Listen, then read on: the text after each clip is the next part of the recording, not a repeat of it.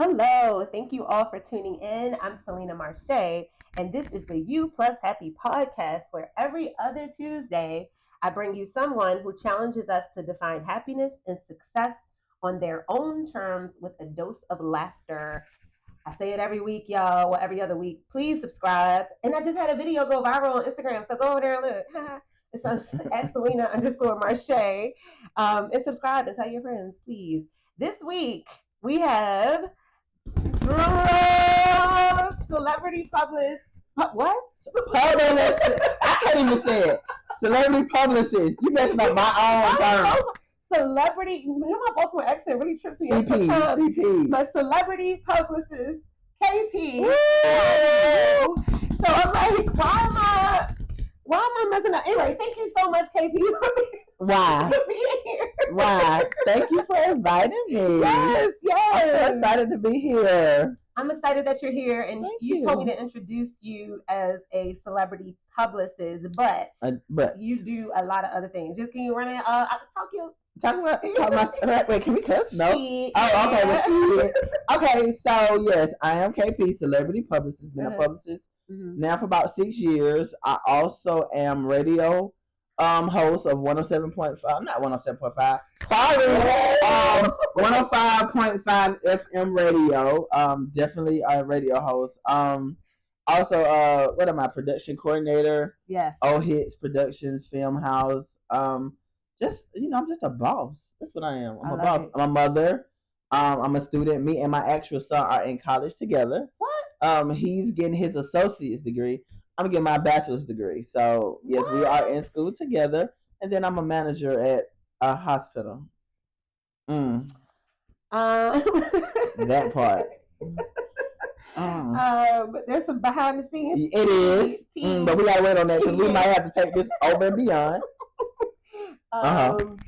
We have a producer in the building, Anthony, who helps us with the mics and the sound. We're going to get it together, y'all. We sure are. But I didn't know you had a son old enough because I know about Kendall, who was in the show Company Time. Yes. Actor now. Yes, Kendall. And but I didn't know you had a son old enough to be in college, and y'all were in college together. Yes, he is 21. He is a ball player. He goes to Dean University in Boston. Oh, okay. Yeah, so he plays ball on an athletic scholarship. So, I started college at Clark, Atlanta. Okay. But I got pregnant with him, so I stopped. Okay. So it's crazy because when he went back to school, I said, okay, since you're going to school, your mama gonna go to school with you. He was like, let's do it. So I went back to school same time he did. He was being fast. Yeah, I was. Him and his daddy. I was trying to be with his daddy.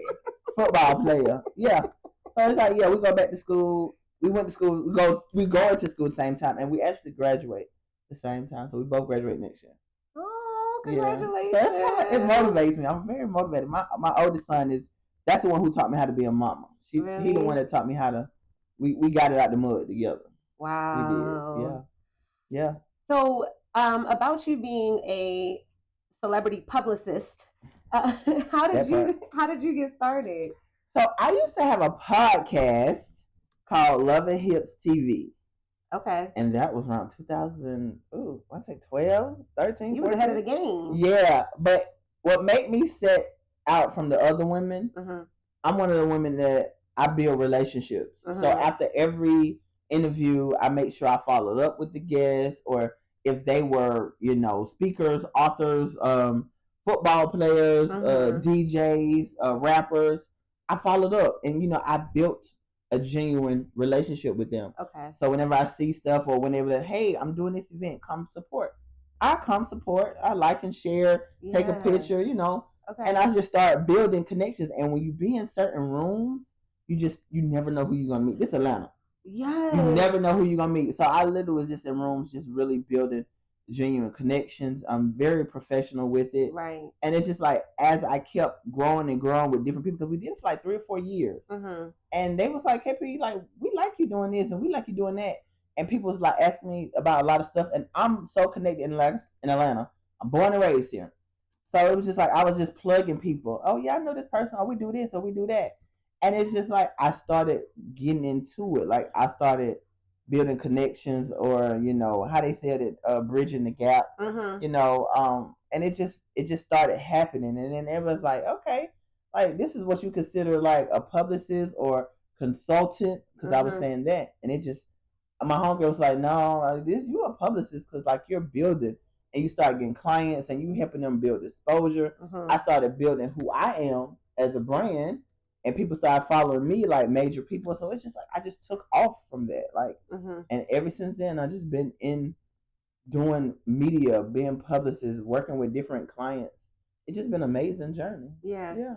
I always tell the guests, I'm typing questions when you talk sometimes because I don't want to forget. So that's what I'm doing. I'm listening. Okay. But I do want to take a quick second. I'm a little maybe sentimental because I don't have that many people on the show who I kind of know. Okay. And I want the audience to know, like, we got to work together on Company Time. We did. And you're so cool and fun. I didn't know. I'm gonna be honest with you. I didn't know if you liked me or not. You were just so quiet. You was very quiet. You are one of them people that you go, you work, and then after you work, you out of there. And I am too, because you know, as we did our premiere, like I go show my face, but I go, I do what I got to do, and then I'm out. I've never been one of the people that real cliquish.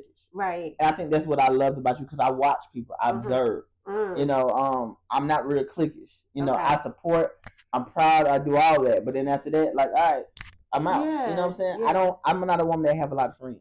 Okay. Because you know, in this industry, it's kind of hard. Really? Because a lot of people will stab you in the back. You know, I'm not saying everybody will, but I've had people that was close to me and kind of do some dirt to me. So I'm very guarded. Yeah, me too. But one thing I can say about you, I've watched you, and you will come. It's like a light switch. Like, are you a Gemini? No. What's your sign? I'm a Cancer. Oh, I love you. But yeah, it's like that light bulb go off, and you are lights, camera, action. And then it's like once you finish, boom, it go right back off, and you go right back to just real low key. It's like I love it though. What? So I was like, I don't know if she liked me or not. Like I vibe with her. Like why she act like that? You know. And then I was like, maybe that's just how you are. Because even Anthony is quiet. Yeah. You know what I'm saying? You know. Okay. But you know, I go by, like I said, I'm very cool with everybody. You know, but I had to play that role because me being Rod's assistant at that time and then his coordinator. Right. You can't be friends and you know be on that same role. Yeah, no. Kind of observe. That's so crazy. I didn't know it was coming across like that, and I'm happy to hear that. But I was like, I think because that was my first series in Atlanta, I have so much respect for Rod because I had known him. He's been on the show, and he's been on You Plus Happy. He was one of my first interviews, and when I met him, he interviewed me over at COA, and I just had this like deep appreciation for people who are so respectful, so talented, so kind. Yeah. And Rod has been like a genuine spirit, you know, and so to be a part of one of his projects, which I didn't foresee that happening at all. I think I was like in a show because I was like, all right, I respect people's what they do, you know, and he wrote this and this is his baby. It is. I'm helping come to life. And so it's not about me, you know, so I'm like, I gotta focus what I gotta say next, what I gotta do next. And then when it's time to go, I'm like, I gotta perform, I gotta do my best. Yes. So but I didn't know that being so like, what I gotta do this was like coming across as standoffish. So I have to be mindful of that, especially in rooms with people who don't know me. You know what I'm saying? Because you want to just build these relationships. But I understand, but see, I have to understand, this is my first time really being in the film also. So I got to understand, I can't be friendly with everybody. I'm a friendly person. Yeah. I love to talk to people. Me too. So when I feel some kind of way, I'm like, okay, wait. I need to turn it off a little bit. I didn't put my professional hat back on. You know what I'm saying? No. So I think it was, you know, probably both ways because that's what you're supposed to do. Yeah. You're like, you tuned in. Like, you literally was tuned in. And it's like, you ad-lib. You when he say just do it and you just go. Yeah. You know what I'm saying? That's so intriguing to me.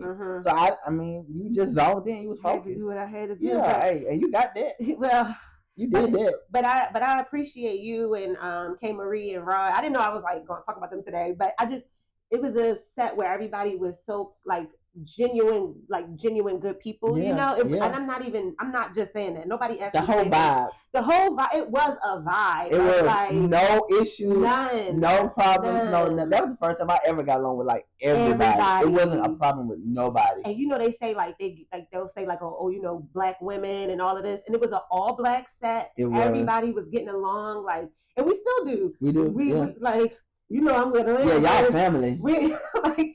So yeah, it was a wonderful experience. But I know like people watching this, if they don't know you, I wanted to like shout you out and vouch for like your vibe and like being open and being I don't know you like that. It don't matter. But what I know is like, I like her. Yeah. But anyways, back to the show. Let's so go. How did you find those guests for your show before? I know you said you built a relationship. Well, we had a producer, and the producer of the show, he lived in St. Louis. Okay. So he already had an entertainment company. He's already been working with them.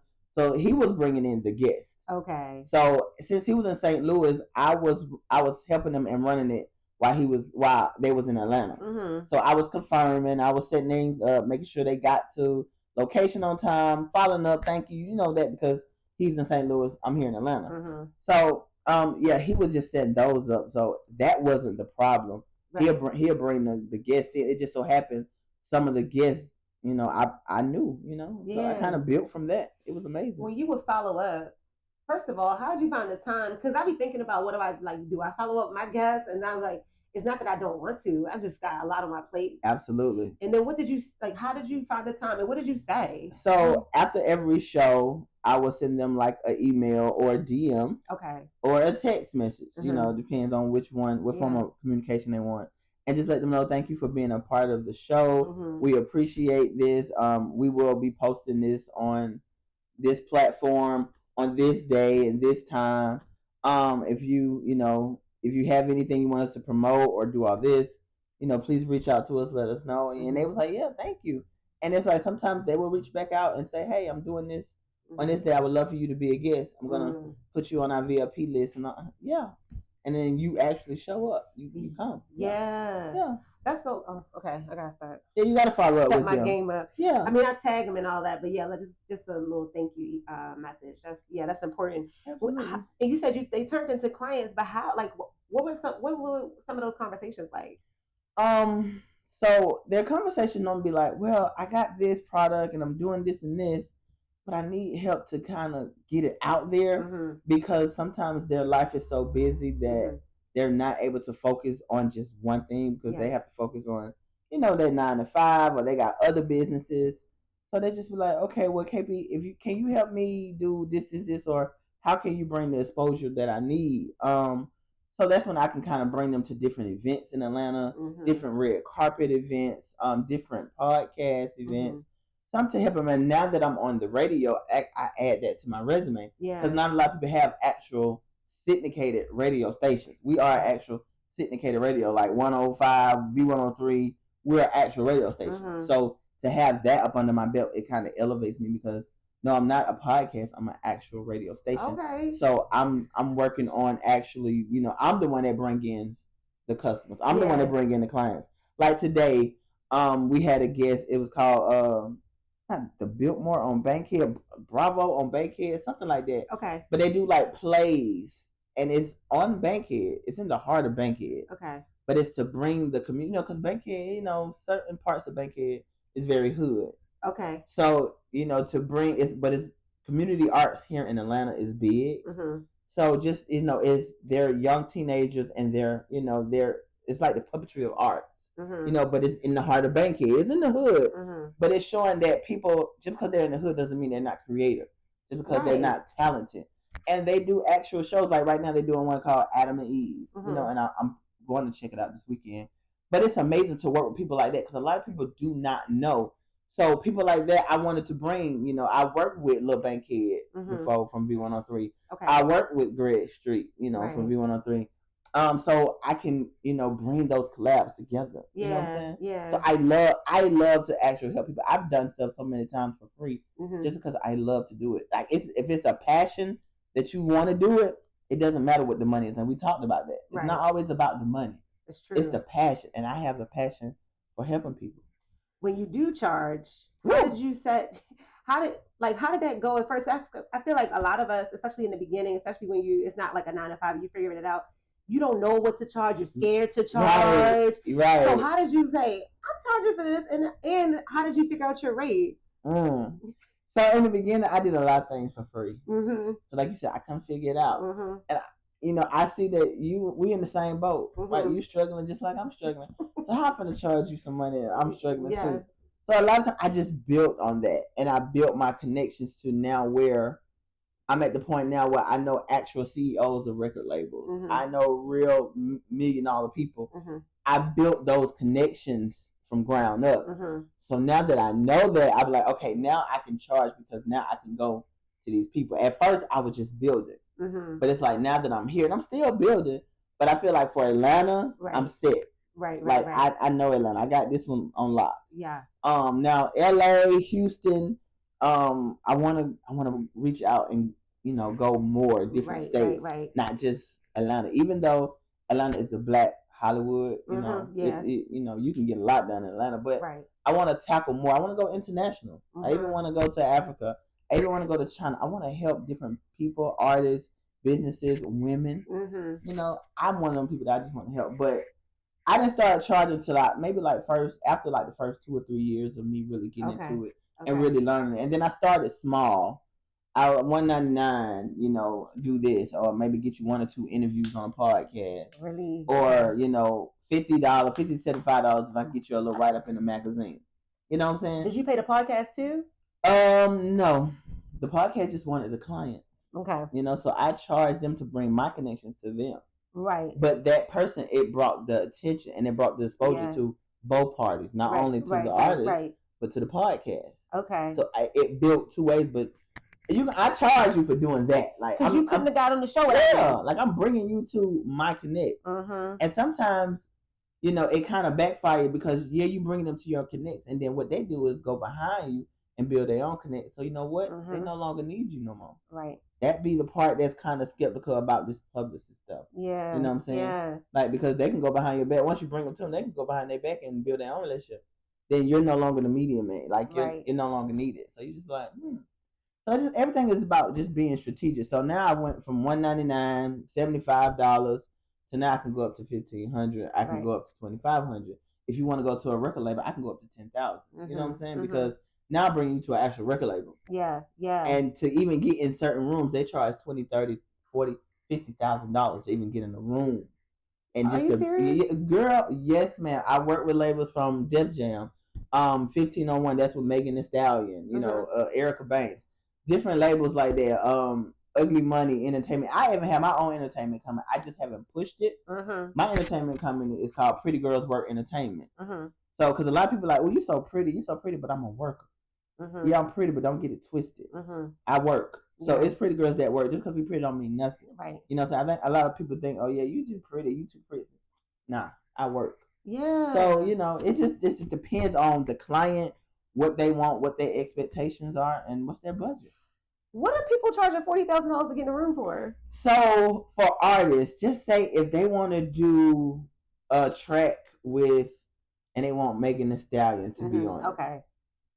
Just to get these producers to produce a track with Megan Thee Stallion, they're gonna charge you $20,000-$30,000. Wait, just to get in the room? Just to get in the room, and not for the track? No, because a lot of this stuff these days it's about money. Yeah, but wait, and the producer pocket that money. I know. So I say I'm a producer. I am a producer, y'all, but animation is not music. But so say I produce music, okay, and I'm like, you come to me and you like, oh, I want to bring the producer Anthony in here to rap on one of your beats. But I say, so you're saying that I would say, oh, well, he got to pay me $20,000 to come in the room. Yep, because you're paying for his time. How long? His life? You're paying for his time. Because once that happens, I actually send the producer their tracks, their Instagrams, all that, and then they'll look at to see if this person is real genuine. Did he buy these people, these followers? Because you can tell. Oh, you can tell. Yeah. Is he making traction? Is he putting out content every day? Right. Like, how is it? Because social media, social media. So if they be like, okay, I like them, they'll let me know. Okay, we like them. Let's go ahead and set up something. This is what I charge. Okay. He'd be like, well, tell me what their budget is, and I'm like, well, it's this. He'd be like, well, no, we need this, or this. So that's when I go back and say, hey, to get here, because like 1501, their corporate office is in Houston. So like I have the opportunity where we can set it up. They can fly you in. We can go into the actual office, but you're gonna pay $20,000-$30,000. I'm gonna get my 10% off that. So if it's $30,000, I'm gonna get 10. I'm gonna get it off the muscle because that is a different level. Like, I'm taking you to the actual label. Right. I'm not taking you to one of the little flunkies that know somebody that knows somebody. No, I know the CEOs. I know the actual record label, so I can get you there. So like I said, it depends. Bro Timmy from Power. Right.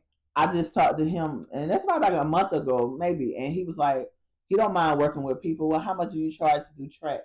He said $20,000. Yeah. I guess you just gotta. This is so crazy. It's like when you say stuff like this, it's like, why is anybody broke? But it's like you just don't know how to get it. And a lot of these artists are struggling artists. They don't have $20,000-$30,000. That's what I know. But I'm saying on the other end, there are producers who are charging $20,000 to talk to them. Yep. Because the industry, the music industry, is changing so much.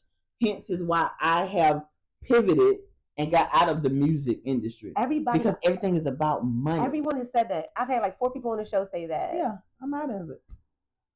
Hence is why, people like November, people like Divine are great artists. They're very talented. But to get them to certain artists, producers, they want $20,000, $30,000, $40,000, $50,000.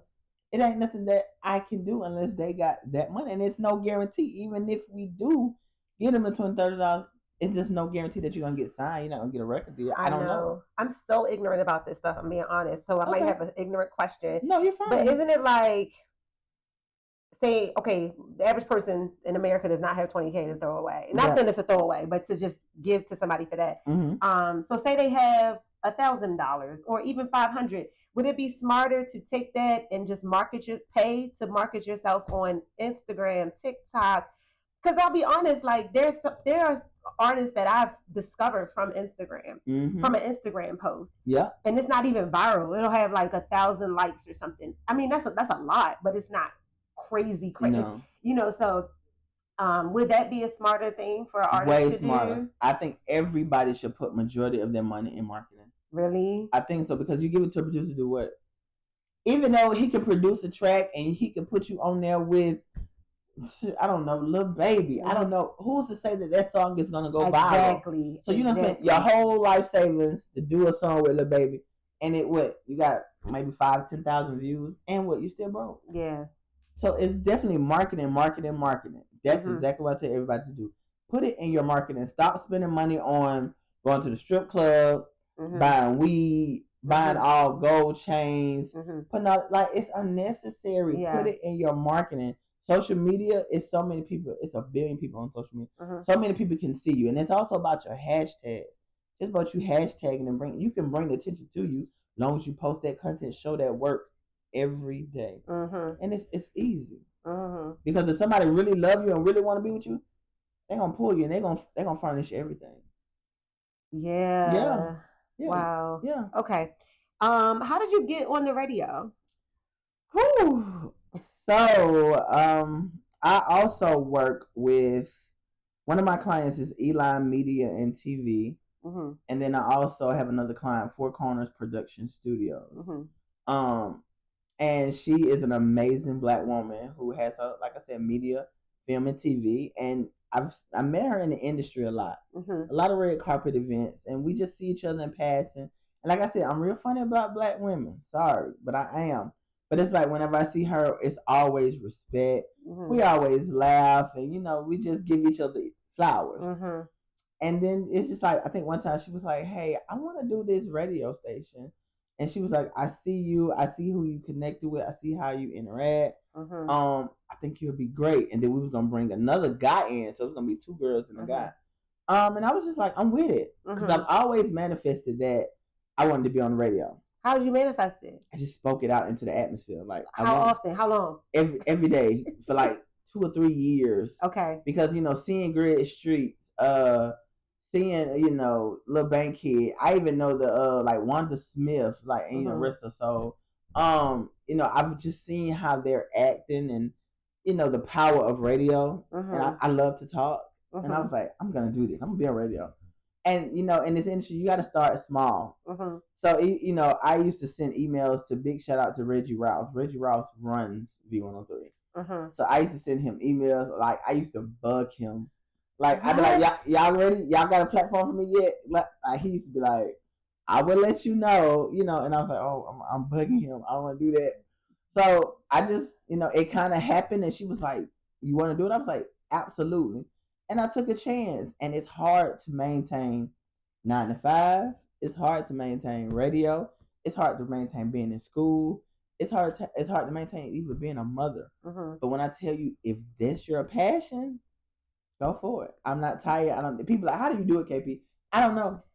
I have no idea, but I love to do it. Yeah. Some days I wake up at 5 o'clock in the morning and don't go back to bed like 2 o'clock. Yeah. It's just a passion that I have, and I loved it. So I manifested it, and I started doing it. We've been doing radio now for like 7 or 8 months. I think I started in June of 2024 on 105.5, and we've been doing it ever since. What's your favorite part about doing hosting on the radio? Mm-hmm. Ooh, the listeners calling in and just want to talk.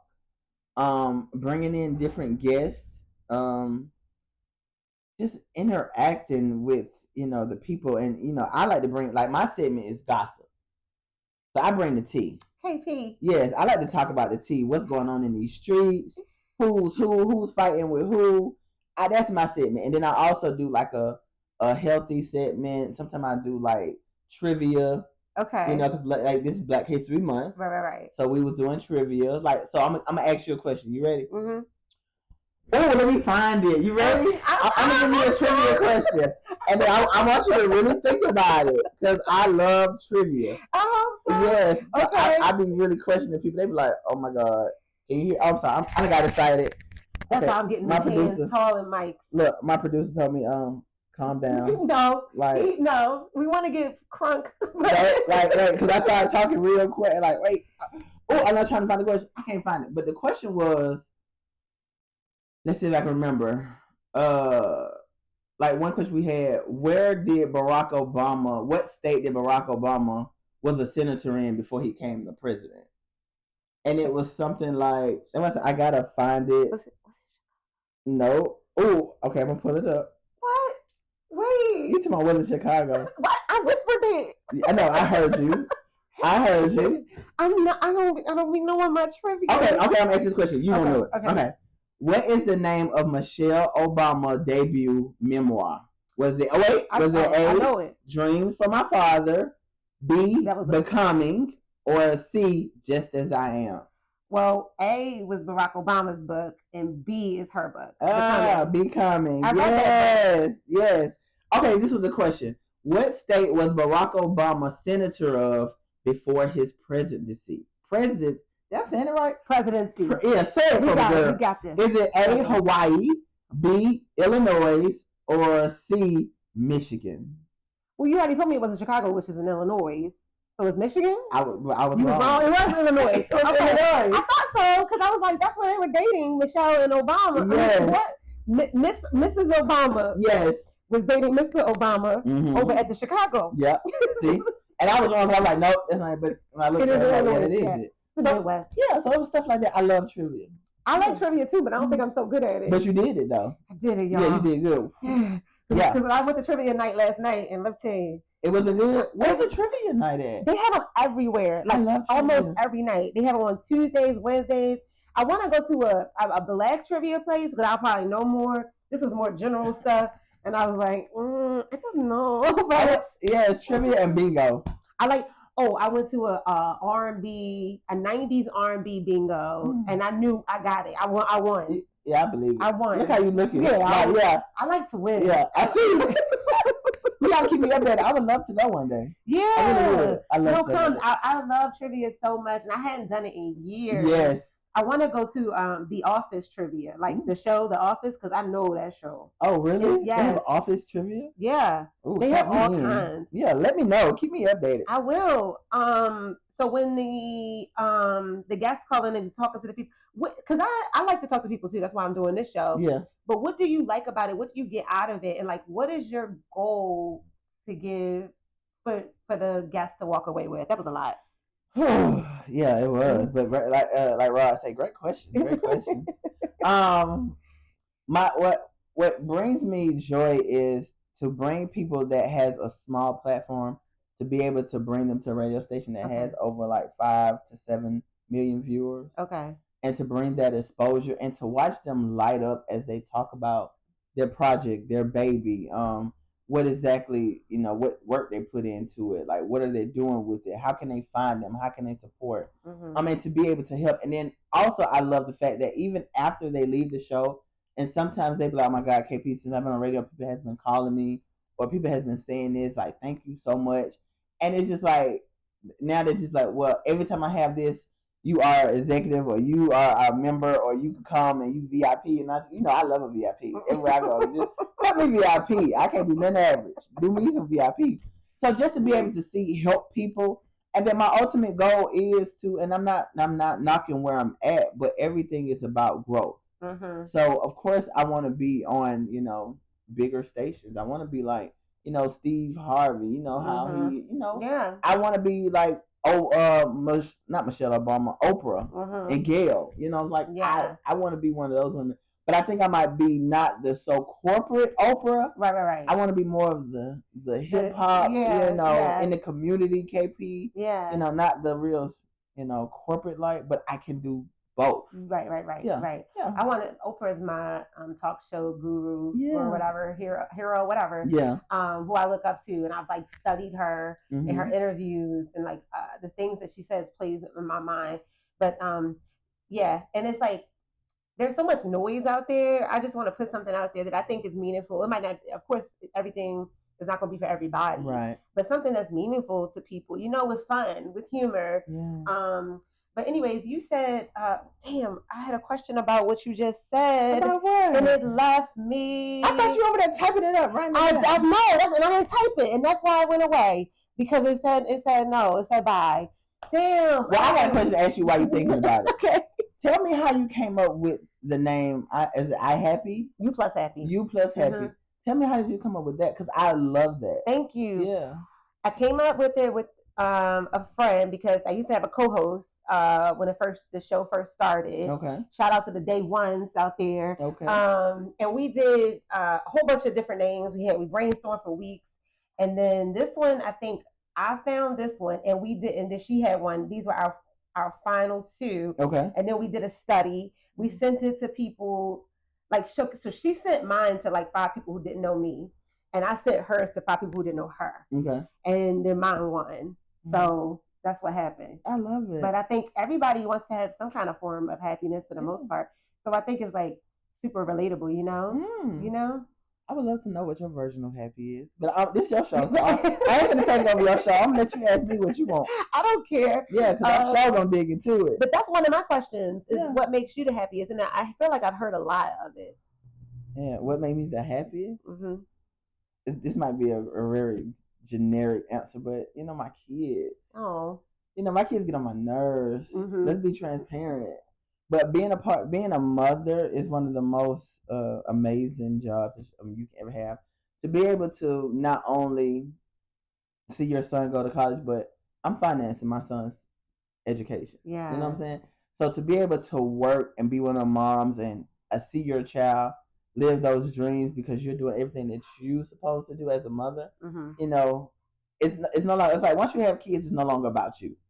I wake up and I'm in a good place. Like I tell everybody, I was married, and then I was divorced, and I went through a very deep depression for like 6 or 7 years. What? Yeah, like I lost myself about 6 or 7 years, and it wasn't until within the last 3 or 4 years that I have started becoming who I am now. But now I'm more confident, because sometimes when you get married and you lose yourself in situations, it's hard to come back. How long were you married? About 7 years. And it took you 6 to 7. KP, what was going on for that long? I was depressed because I felt like a failure, because my mom and my sisters and all of them, they still married to this day. So I know the blueprint. I've seen it. Like my mom and dad was like Huxtables, so I seen the blueprint of what it took. So it's just like, dang, it didn't work for me, and it was a failure. And then I had one of those husbands that he wanted to make a mockery out of it. Like you would see him like in the club with all kind of women and just doing all kinds of stuff. People that was my friends, he was out with them and hanging out with them, and it was like, wow, people that you thought was your friends knew that he was cheating on me, knew that he was doing whatever, and it broke me, and it made me become into this place where I didn't want to talk to nobody. If you could go back and tell yourself before you marry him one thing, what would you have said? Don't do it. Did you know the day you got married not to marry him? God, we're gonna say this on live. Can we edit this? No, we can, but no. Transparency at its finest. I don't know if I want to say my real answer. You don't have to. You don't have to. I don't know. Feel comfortable. You know, let me say this. I'm gonna say this. I knew that he was a good man. Okay. He was, he's a Marine. Women love women that are protectors. Women love men who are protectors. He's a protector. He's a great father. He's a protector. Mm-hmm. Husband wise, nah. But did you know on the day that you got married did I know that this is what God wanted me to be with? Did you just know it wasn't going to work, or that you shouldn't be doing it? Yeah, I think, you know what? I just had a baby. Mm-hmm. We just had a baby. And I didn't want to be baby mama number 2. You know what I'm saying? Mm-hmm. I had my first son, and he was my first love. So he was my first. And that didn't work. As you 20-some years old, you're not going to be the same when you're 30 so it didn't work. And then here I am, I'm getting married. I'm like, okay, my first time being married. Okay. But I'm pregnant again. And then I was like, yeah, I want to be a wife. A lot of people take the word wife like, well, I want to be a wife. You gotta be careful about that. Because you could be a wife, but you could be a wife that's lonely too.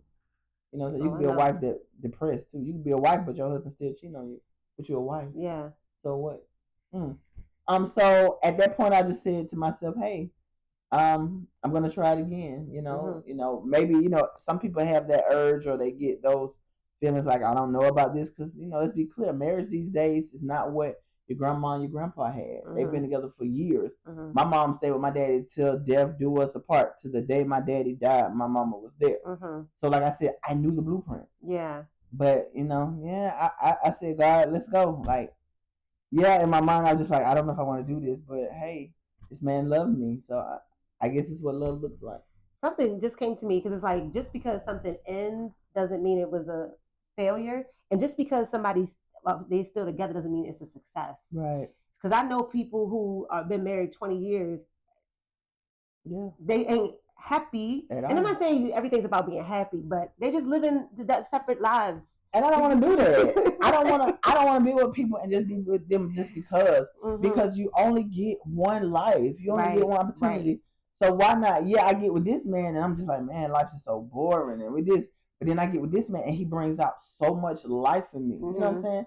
I want to be with somebody that I can say, this is who I want to do life with. This is who I want to take trips with.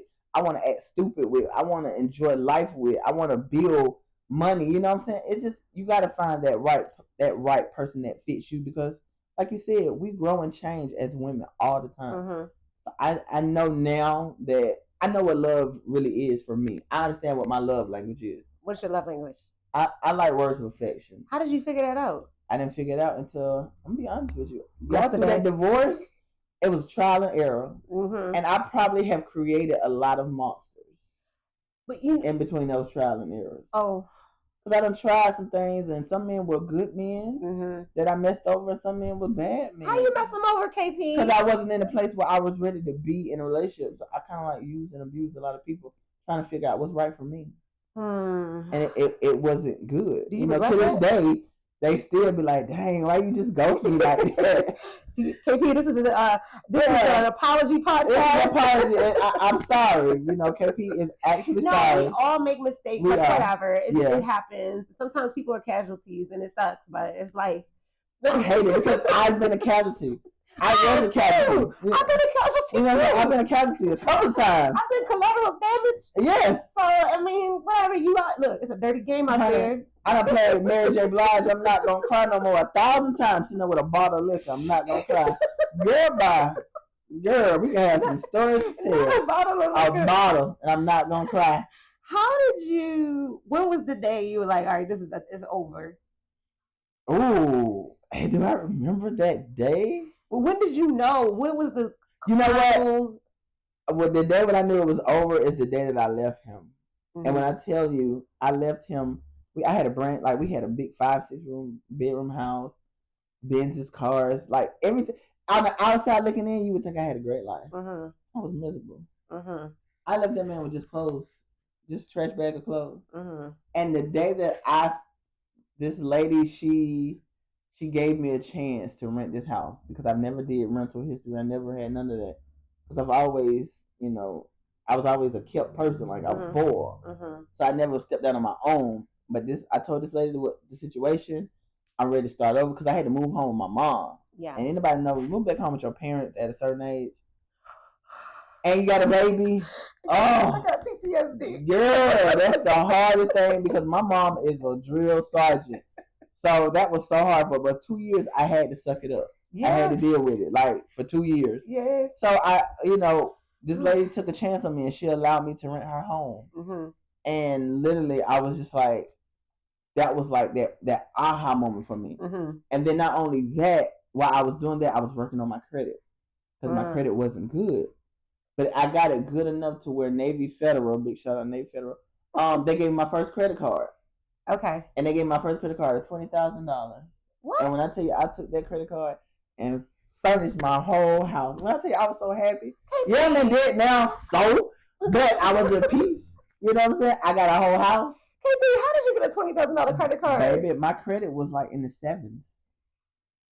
It was in the sevens, and I learned they only pull from TransUnion. So you got TransUnion, you got Experian, and you got Equifax. And once I found out that they only pull from TransUnion, you needed like a 675 or something to get something.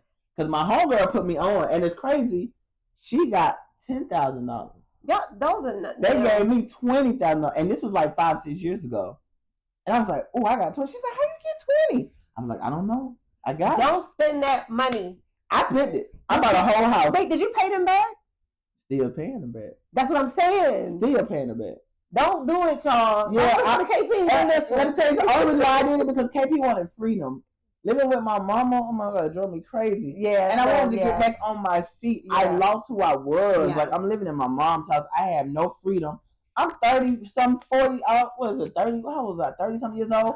And she trying to give me a curfew. Like, I'm grown. No. Not me sneaking out my mama's house. Yes.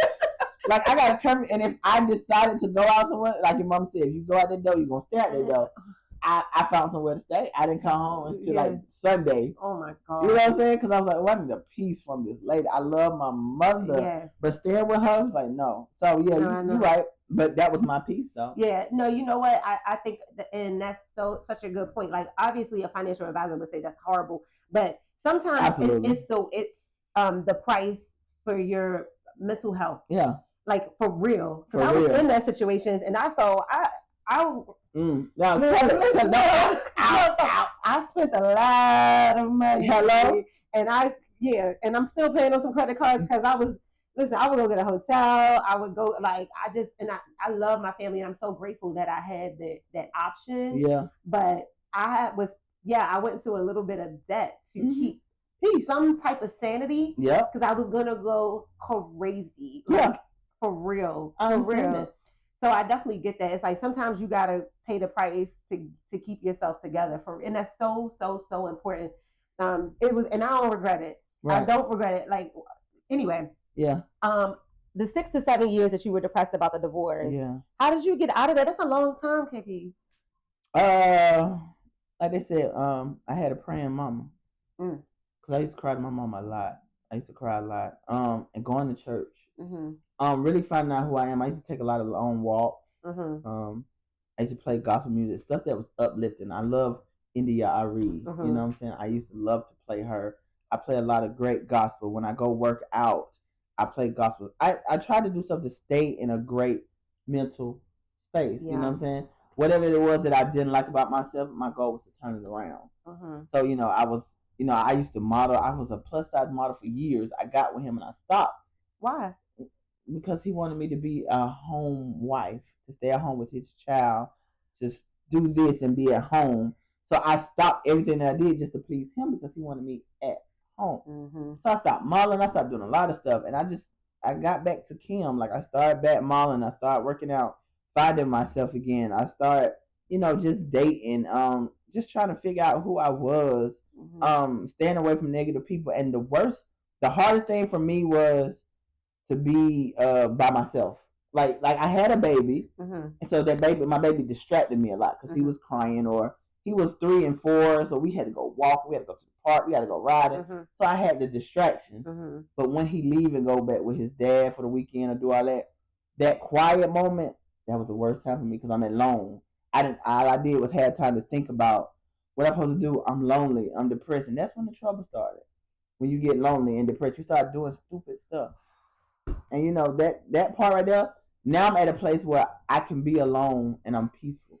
I'm so glad you got there. Yeah. And I think everyone should find a way to get to that place because I'm telling you that loneliness, depression, you will do the dumbest, craziest shit. I did like in that space, I did stuff I didn't even know who I was anymore. Like I had completely lost myself. Absolutely. And I think in choosing your partner is one of the most important decisions. And it can ruin your life. Absolutely. It can literally ruin your life. I was married and I got out quick because luckily I was older and I was like, I'm not fixing to have somebody else ruin my life. If my life's gonna get ruined, it's because of me. Right. I'm not gonna have somebody in my life who's gonna ruin in life. No, I have too much going for me. But all of that is because luckily I had done all this work on myself before, so I got out very, very quickly. But if I had got married in my 20s, I would have probably stayed and dealt with things that and really ruined my life. And then when I got out of it and being around the right people and knowing who you are, it will transform your life. So, and anybody listening, like, don't be in a relationship. And I usually don't give advice on the show. I just like you better let them know. But don't let any relationship ruin your life. It's not worth it. It's not. You can be single and it's okay, and like wait for the right person. You know what I mean? Yeah. I can't stress how much having the wrong people around you, even a spouse, will destroy you. Like literally destroy you. Literally. I used to do stuff and I used to want to go to events and all that, and he used to make it so hard. What you doing that for? That ain't nothing but a hobby. When I used to try to get out and still try to find some part of me and still balance being a wife and a mother, he, I couldn't stay gone too long because you need to get home with the baby. Well, you're the daddy. Why do I gotta stop? But you be out till 4:00 in the morning. I say nothing. But when I go out, 2-3 hours, he's having a conniption.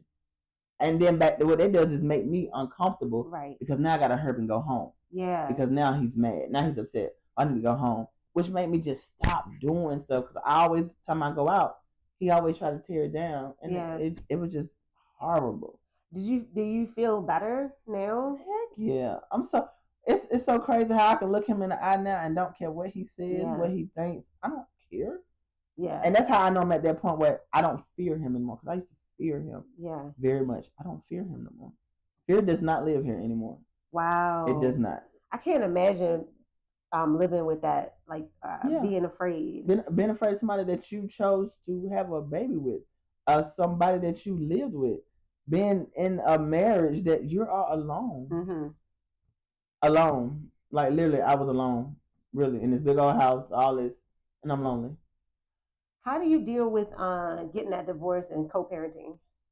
It took a minute. Okay. It took a very minute because, he was very, he's a Leo, so he was very adamant about certain things. And like, again, I was afraid. of stuff. So I kind of bent a lot of rules and kind of whatever just to suffice him. Because I don't want to hear it. So whatever he want to do, I'm like that. So even through a divorce, we had to get all that stuff in writing. Hey, we're going to break it down with this day, this day, this day. And I had to stick to my guns. So if your day was this day, then you're going to stay this day. Not, well, can you just keep them because I got something to do? No. And it really took me putting my foot down to be like, no, this is what it is. Now to this day, now we are in good place. Well, let's knock on wood. We have our moments, but we're good. My son now is 10, so he's getting older. Because let's take even back. My son was a preemie. He was 2 pounds. Wow. I was very depressed while I was pregnant. Yeah. I cried a lot. Hence is why when your baby comes out, your baby cries a lot. Yeah. Because I was crying all the time. Wow. My baby didn't never go to sleep. My baby always wanted to cry. Here I am. I'm crying because the baby crying. I'm looking at the baby crying. Me and him both crying. And his daddy, where's his daddy? In the streets. Gone somewhere. Yeah, I still have to get up every morning at 5 o'clock and do a job. Yeah, I still got to get up and be a mommy. Yeah, he finally come home and then he passed out drunk because whatever. He don't even hear the baby. I still got to get up. You know what I'm saying? Yeah. Just being a woman alone is hard. But it's nothing like the strength of a woman. We do what we got to do for our kids, for our family. I don't even know. That was the worst time for me. I don't, but I did it. Because there's been a lot of times where I was like, I'm ready to go. You can have all this. You can keep the baby. I ready to walk out the door. I was tired. Yeah. But as a mother and as my mom was telling me, you got this. You got this. Take it one day at a time. You got this. I used to go to work, and thank God I had a boss. She was mean, very mean. But it's like once she saw that I was struggling, I used to go to work with my clothes on halfway backwards because I'm tired. Yeah, yeah. I go to work and I'm falling asleep at the desk. But she knew I just had a brand new baby. She knew the situation. And she'll bring me her office. She'll just close the door. She'll just stay here for a minute. You know what I'm saying? Sometimes women will see that and understand the struggle. Right, and I thank God for the people that understood my struggle and helped me along the way. Yeah. Yeah, because if it weren't for something, I'd be like, I'm over this. I'm out of here. Why do you say it's hard to be a woman? Because we have to suffer sometimes in silence. A lot of people don't know the stuff that we go through. A lot of people don't even know. I can't even believe I'm talking like this anyway, but a lot of people don't know the stuff that you suffer with in silence. Because I'm one of them people, I'm a Capricorn, so I don't talk too much about what I do or my struggles. Because on the outside looking in, everybody thinks my life is so amazing, so great. No, sweetie, it's not. No, I've had some trying times. I had some times where I didn't even feel like I want to be here on this earth anymore. But I made it. I struggled in silence, but I kept going. I cried in silence. I can cry behind closed doors, but then on my social media, I posted something and you be like, "Oh, this is great. Oh, this is you know," and I'd be like, "Yeah," but behind closed doors, I'm crying. Yeah, I'm depressed. I'm not happy with nothing. But sometimes women just really have to really bite the bear, and sometimes you have to learn how to do it by yourself. Sometimes the person that you thought you loved or the person that was the one that's going to be there for you don't be there for you. They be the one that hurt you the most. Yeah. So you got to learn how to pick up, like my mom said, put your big girl panties on and keep going. Yeah. Because sometimes you got to trust. You going to cry, but wipe your eyes, pick yourself up, and keep moving. Yeah. And that's what I had to do. So that's how you deal with those tough days. That's my only time. Well, I love the gym. I go to the gym. Like, I don't care what I'm doing. I got to go to the gym. If I don't go to the gym and do something and put my little music on, it throws my day off. Yeah. I meditate now. Like, I have to stay in a good place because I'm fighting so hard to never lose who I am again. Never. Yes. Yeah. Once you find yourself, like really find who you are, you don't play about her. At all. You really don't. Because when all that stuff was happening, like back in the day, like when I was lonely and sad and depressed, right, I didn't really know who I was, and that's why a lot of things flew because I didn't even like that quote. If you don't know what you stand for, you'll fall for anything. Yeah, and that's so true. And then when I went through everything, and I'll be honest, I know the pandemic sucked, but that was the best. That's the time that I got to really know myself. I didn't have a job, and I was starting a podcast, and every day I just spent a lot of time with myself, and it was quiet. And there was like a quietness over the city because, we couldn't go like we were. Nothing. And so that time, like I started working during the pandemic, but in the beginning, like that first year or two, it was just every day spending so much time with myself. And I really was like, oh. And ever since then, it wasn't even a thing like I don't play, but it's literally like you just don't even attract certain things, and you definitely don't allow nothing. No, I don't play at all. Like, and as soon as I see some red flags with anything, a job, a person, I know who I am. I'm out. But like before, I'll see a red flag and be like, it's waving at me to come closer. I can change it to green. No. You can't. So, and it's so funny how life works, but it's so true. When you know who you are, you know what you need, and you are it's not even a question of you taking care of yourself. You know what I mean? It's not. And it's so crazy because let me tell you what my new nickname is. They call me Runaway Bride. What? Because let me tell you something. If I sense any red flag, if I see it, I can smell it, I see it coming my way, I'm out. I don't care how long I've been talking to you. I don't care nothing. I don't even give you a chance to let you know that I don't even like it. I saw it. Yeah. And it's triggering. Like you said, PTSD, I'm out of there. and I want to be clear. It's like, so my life, I'm not perfect, and I still make some of the mistakes. Like, so my survival mode will come in, and so sometimes something small will happen, and my first instinct is just run away. So, and it's not that red flag like that you need to get away. It's just like, okay, everything's gonna have its ups and downs. There are gonna be some things that you don't like sometimes, but everything's not a runaway. Because my thing is like, but I'm like, okay, no, okay, I'm tripping. Okay, I'm like, I could just be done with it. Yeah, I can go find something else. But it's like being okay. You gotta foster things too. You do. That's something I have to work on. Because my thing is my response. You know, they say fight or flight. My response is flight. Like every time, like I'm on a flight out. So that's something that I still have to balance and manage. So but I'm aware that that's my go-to. Yeah. But I don't play about me, and it's so wonderful. Like, you know, like going through stuff, it sucks so bad, but it gets you to this place. Like there really is light at the end of the tunnel. It is, you know, it is. And once you get there, it's just such a amazing feeling. And then especially to have a partner that, or you find somebody now that just like appreciates you. It's like a fresher breath there. It's like, but it's also scary because you be waiting like, when the bullshit coming, something finna happen. He probably cheating on me. Let him not answer the phone. Why you answer the phone? Like that other side, you start creeping in. And you're like, you can't do that because of what somebody else did. He might not be like that, and bring. Sometimes you can bring that drama or that toxic that you used to do into your new relationship, and sometimes it can ruin it. I know. So you got to catch yourself because then, do I want to lose this man? Right. Nah, let me fix it. Come on, KP, shake it off. And now let's talk about it. You might be mad, but let's talk about it, and then let's kind of work it out and move forward.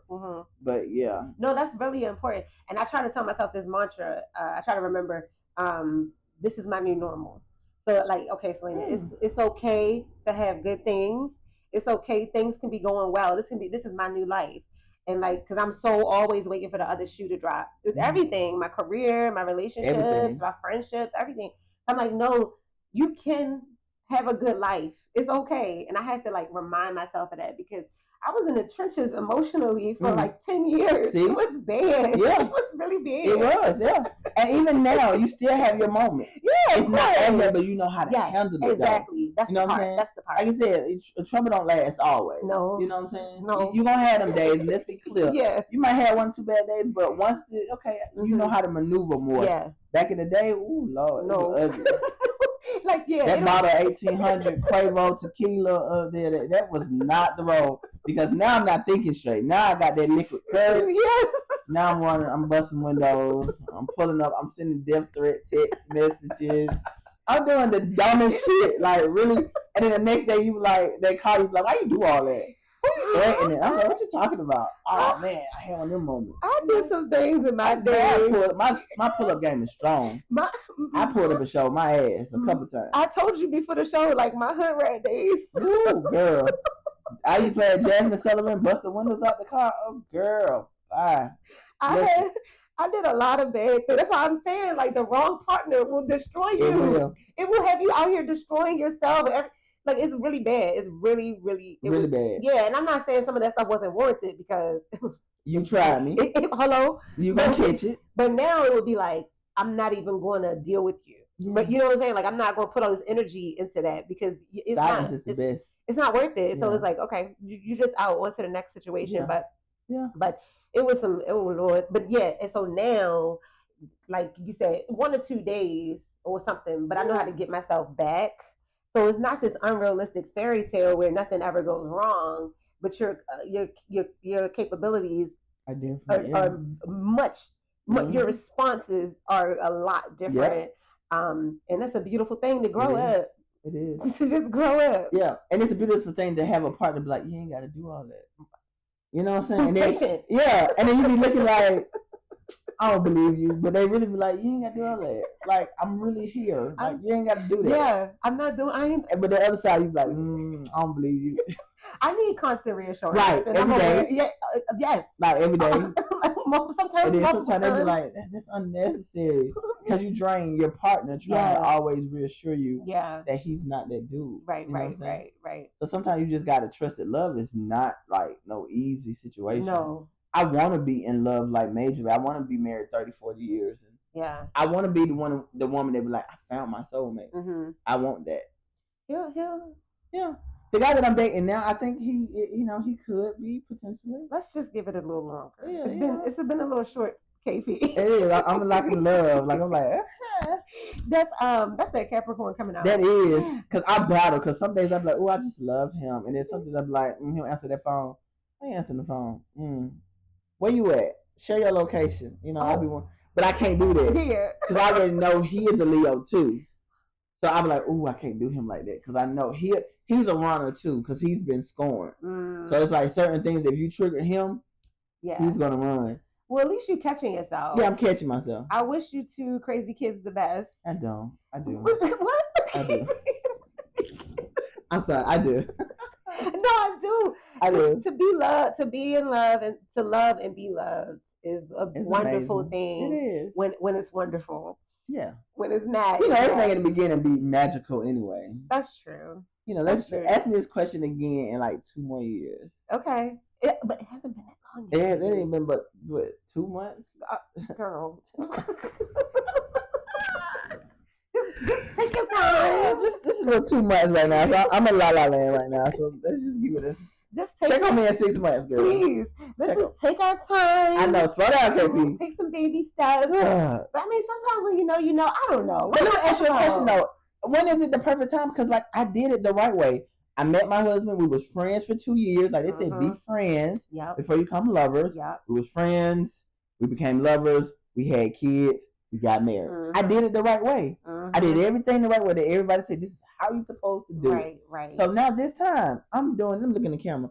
I'm doing it my way. And if that means that I might fall in love with this man, we might get married next month. So what? Right. I know people that got married on their first date. They've been locked in on their first date. And to this day, they still together. I think you're right. It's like, it is like when you know. And like, I hope my mom doesn't mind, but Hi, mommy. She's been with her husband for, I think it's like 17 years now. See that? But they only knew each other for 6 months before they got married. That's good. So she knew, or he knew. They both knew. It don't take a man that long to know if he gonna marry you. That's true. Come on. I do any relationship I've been in, he knew he wanted to be with me right away.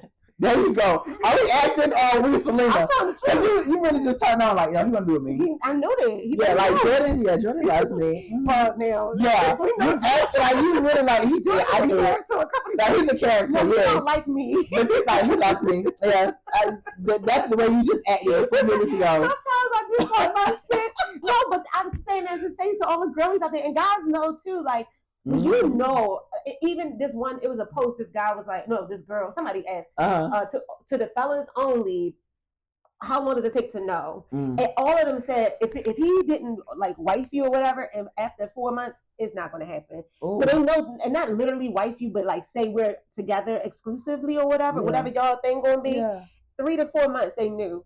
They might not have known about the marriage thing, but they know they want to take it to the next level. Right. He said if it's after 4 months, this was like a general consensus. Then they knew that don't even, girl, you just a little place. You're wasting time. Yep. So I've never had somebody who wanted to be my boyfriend or whatever. It never took longer than 2-3 months for them to know. I'm not saying everybody because I've been ghosted, I've been rejected, so I'm not saying that. But everybody who did want to be with me, they said it very early on. So I don't know, but I don't know. I'm figuring this out too. I don't know. And I've learned it's not about what a man says. Right. It's about what he do. Right. Because a man can say so much. Yeah. They can overpromise and underdeliver. And the thing, and I'm gonna put this business out. The thing that with this guy that set aside from different people, I had some hardship. Like I said, my son's in school, so I'm paying college tuition on top of what I do also, and that's hard. Right. Me being single, I have no help. Right. It's me, no child support, no nothing. So it was one time I was kind of short on cash, and it threw me off. Even with the snow days, I wasn't able to get to the store and all that. You know what this man did? He said, "What's wrong? How much was you needed in your account? How much money you need in your pocket to survive until you get your next paycheck? Yeah. And let's go ahead and write down a list so we can get some groceries in your house." I looked at that man like, Okay, God, look at God. Because nobody else has done it. Because everybody looks at me like, oh, you big KP, you got it.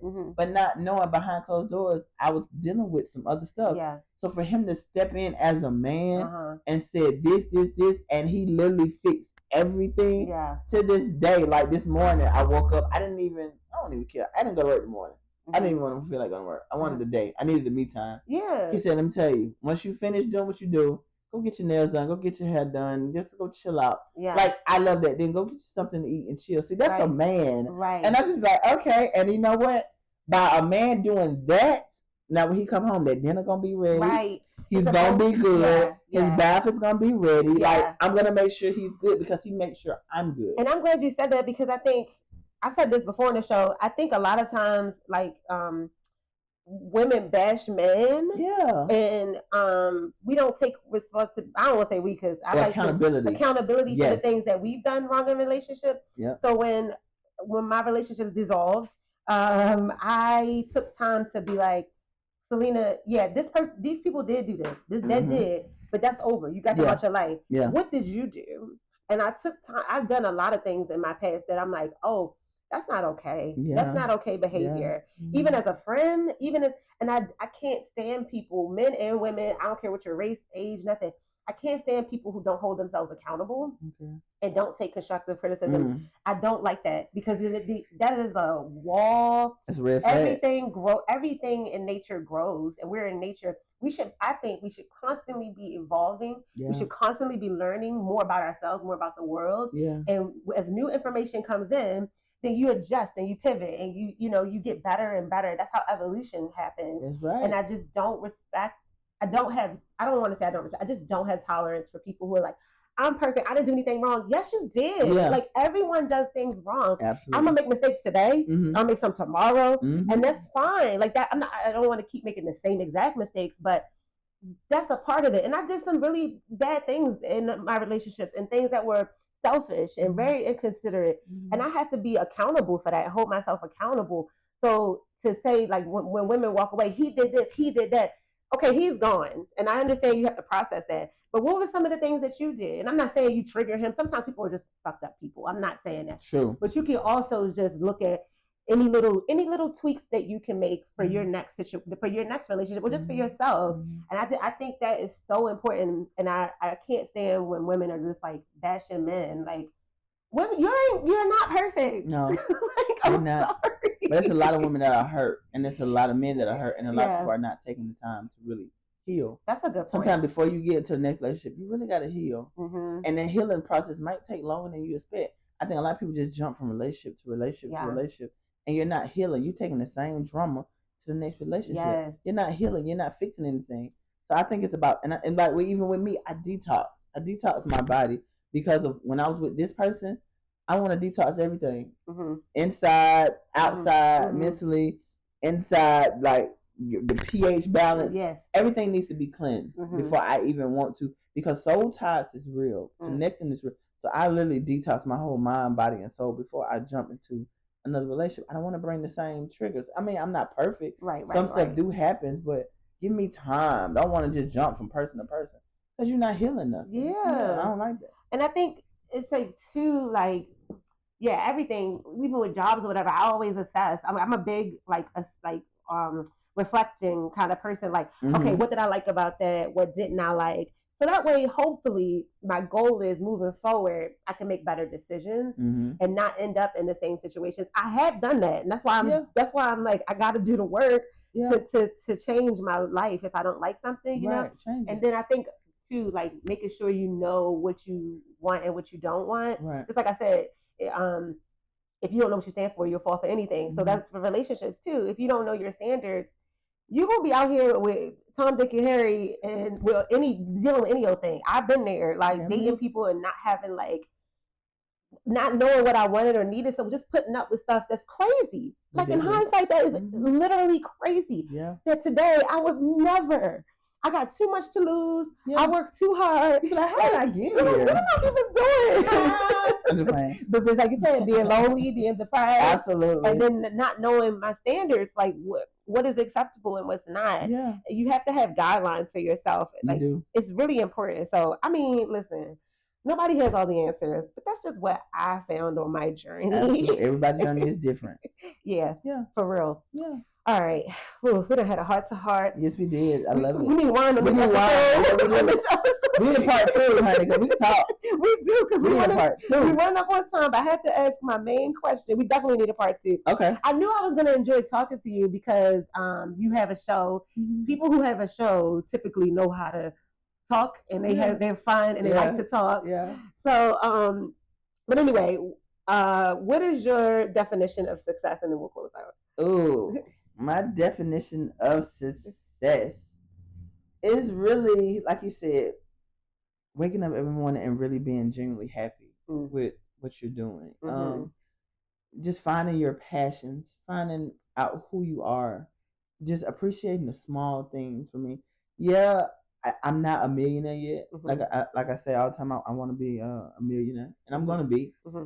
But I'm enjoying the process. I'm taking time to smell the flowers and enjoy the ride and just appreciate the good and the bad. But I have my goals.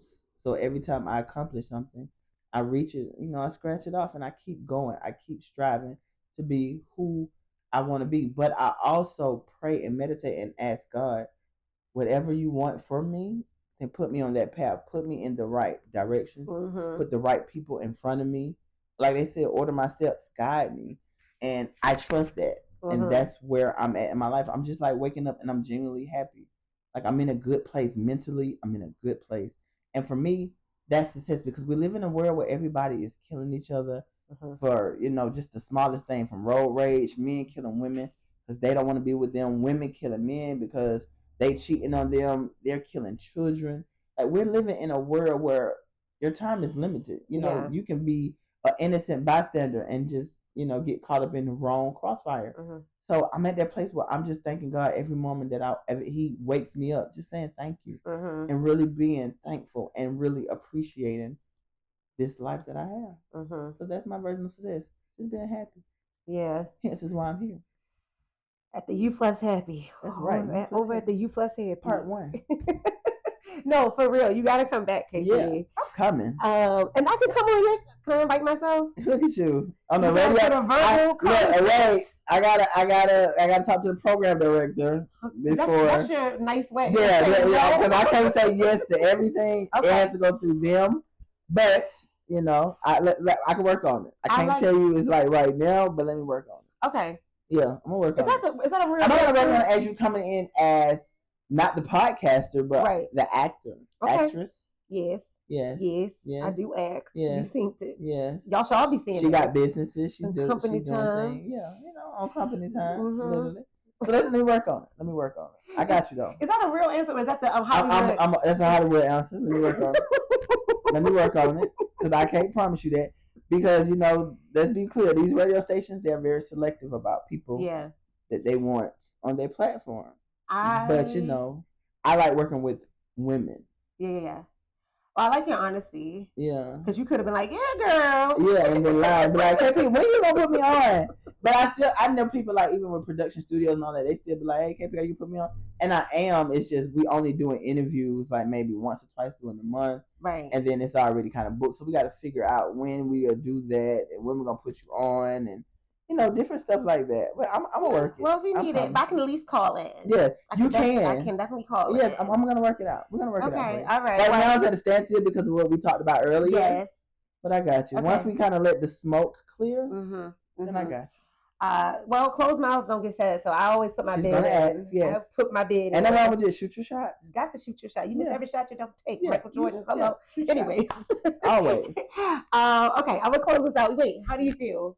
I feel great. I feel happy. Okay. Oh, yeah. And I'm hungry. Oh, okay. And I'm something else, but I can't say that. I'm sorry. Let me get you out of here. Now I said part 2. Woo! Y'all are ready for part 2, KP. We'll see. I have to talk to the producers. I have to talk to the people. Yes, we're very selective. But I can't wait to see how this goes, because we're going to go viral on this. We're going to talk some stuff. I love when we have real conversations. But this is real heart to heart. And I think a lot of people don't understand the very importance of transparency. Yeah. I'm at that point in my life where I'm very transparent. I gave a lot on this show, and I think I'm very intentional too, because I've thought about what I'm going to share, what I'm not going to share on the show so far. Yeah. Because I have to protect myself. Yeah. But I do share because a lot of the things, because I want to help other people. That's what the whole show is about. I want you to feel comfortable, of course. Today is about you, but then this is going to go out into the world and do what it does. Yeah. And I do want people to walk away with something. I don't want to put noise out there for nothing. Yeah. So I like to make people laugh. But also when you let people know what you've been through, it makes people not feel so alone. And we talked about being lonely and depressed.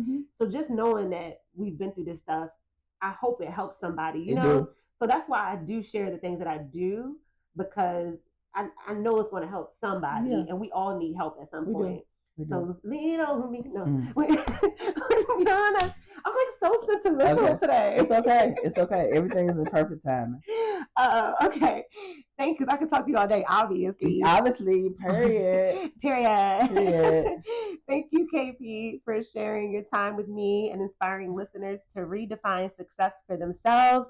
You can find out more about KP on officially KP on Instagram, Kimberly Parks on Facebook, and I think TikTok is Kimberly Parks also. Okay, it'll be in the show notes, and you can find her on the radio, because that's where she be. That's a Beyonce lyric. I sung it wrong though. On the Wilson A. Midday Show. Check it out, y'all. Yeah. I want to thank my producer Anthony for being here. Look at me crying. I'm loving that sweater though. I need that in the plus size, please. I've had a lot of mishaps without having a producer, so I'm so grateful. Thank God. That's a great partner. And thank you, listeners, for tuning in. Thank you so much for listening. Again, I ask that you subscribe to the You Plus Happy YouTube channel and share this, like, and all that stuff. Follow me on You Plus Happy on Instagram and what's my name? Selena _ Marche. We just had a viral video today. And the numbers probably went up since we've been on this show. I gotta check it out. I gotta really check it out. And when I say viral, it hit 10K. Yeah, that's good. But that was before. When did you release it? When is it? Yesterday? And you at 10K? Girl, you about to go viral big time. So get with me, y'all, while you still can. And I asked the guests to say, you're gonna get me in trouble, Casey. Edit it. You're gonna get me in trouble. All right. I asked the guests to say the tagline. It's long. Okay, what is it? We'll show you our definition of success if you show us yours. We'll show you our definition of success if you share yours. That's good. That's good. Thank you, Casey. Thank you.